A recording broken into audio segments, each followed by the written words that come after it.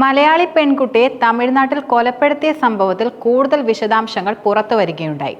പൊള്ളാച്ചിയിലാണ് ഈ ദാരുണ സംഭവം നടന്നത്. പ്രണയാഭ്യർത്ഥന നിരസിച്ച മലയാളി വിദ്യാർത്ഥിനെ വീടിനുള്ളിൽ കയറി യുവാവ് കുത്തിക്കൊലപ്പെടുത്തുന്ന ദാരുണ സംഭവമാണിപ്പോൾ നടന്നിരിക്കുന്നത്. പൊന്മുത്തു നഗറിലെ മലയാളി കുടുംബത്തിലെ കണ്ണന്റെ മകൾ അശോകയായിരുന്നു യുവാവിന്റെ ആക്രമണത്തിൽ കൊല്ലപ്പെട്ടത്. അതിനുശേഷം പോലീസിൽ കീഴടങ്ങിയ യുവാവിനെ അറസ്റ്റും ചെയ്യുകയുണ്ടായി.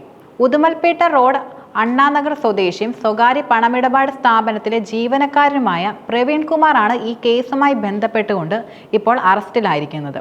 സംഭവത്തിൽ കൂടുതൽ വിവരങ്ങൾ പുറത്തു വരികയും ചെയ്തു. മാത്രമല്ല, നേരത്തെ പ്രവീൺ കുടുംബത്തോടൊപ്പം വടുകപാളയത്തിൽ ആയിരുന്നു താമസിച്ചിരുന്നത്.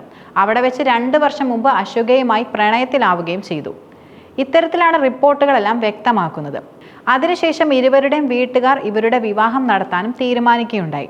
പക്ഷെ അശോക ആൺകുട്ടികളുമായി അടുത്തിടപഴകുന്നത് പ്രവീണിന് ഒട്ടും തന്നെ ഇഷ്ടമായിരുന്നില്ല. അതിനാൽ തന്നെ ഇക്കാര്യത്തിൽ ഇരുവരും തമ്മിൽ തർക്കങ്ങളും വലിയ രീതിയിലായിരുന്നു നിലനിന്നിരുന്നത്. കോളേജ് സുഹൃത്തുക്കളുമൊത്തുള്ള ഫോട്ടോകൾ അശോക വാട്സപ്പ് സ്റ്റാറ്റസായി പോസ്റ്റ് ചെയ്യുകയും ചെയ്തിരുന്നു.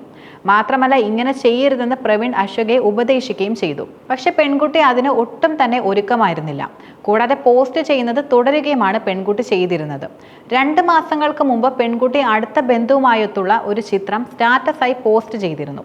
ഇതിൽ വളരെയധികം പ്രകോപിതനായ പ്രവീൺ പെൺകുട്ടിയോടും മാതാപിതാക്കളോടും ഇക്കാര്യത്തിൽ പരാതി പറയുകയും ചെയ്തു. പക്ഷെ മകളെ സംശയിക്കുന്നുണ്ടെന്നും അതുപോലെ മാനസികമായി പീഡിപ്പിക്കുന്നുണ്ടെന്നും മനസ്സിലാക്കിയ മാതാപിതാക്കൾ പ്രവീണിനോട് ബന്ധം ഉപേക്ഷിക്കുവാനായി ആവശ്യപ്പെടുകയായിരുന്നു. അതിന് 2 മാസം മുമ്പ് ആ ബന്ധം അവസാനിപ്പിക്കുകയും ചെയ്തു. ഈ സാഹചര്യത്തിനിടെ ഏറ്റവും വെറുക്കപ്പെട്ട വ്യക്തി എന്ന അടിക്കുറിപ്പോടെ അശോക തന്റെ ഇൻസ്റ്റാഗ്രാം അക്കൗണ്ടിൽ ഒരു ആനിമേറ്റഡ് ഫോട്ടോ പോസ്റ്റ് ചെയ്തു. തിങ്കളാഴ്ച അത് തന്റെ വാട്സപ്പ് സ്റ്റാറ്റസായി സൂക്ഷിക്കുകയും ചെയ്തിരുന്നു. ഇതിനെ തുടർന്ന് ഫോട്ടോ കണ്ട പ്രവീൺ കുമാർ വളരെയധികം ദേഷ്യത്തിലായി. അതിനുശേഷം പ്രവീൺ പെൺകുട്ടി തനിച്ചായിരുന്നപ്പോൾ വീട്ടിലെത്തി തർക്കത്തിലായി. തർക്കത്തിനൊടുവിൽ പേനാക്കത്തി ഉപയോഗിച്ചുകൊണ്ട് പ്രവീൺ അശോകയുടെ കഴുത്തിൽ കുത്തുകയായിരുന്നു. പേനാക്കത്തി പൊട്ടിയപ്പോൾ അടുക്കളയിൽ നിന്നെടുത്ത കത്തി ഉപയോഗിച്ച് ശരീരത്തിൽ 3 ഇടങ്ങളിലായി ഇയാൾ കുത്തുകയും ചെയ്തു.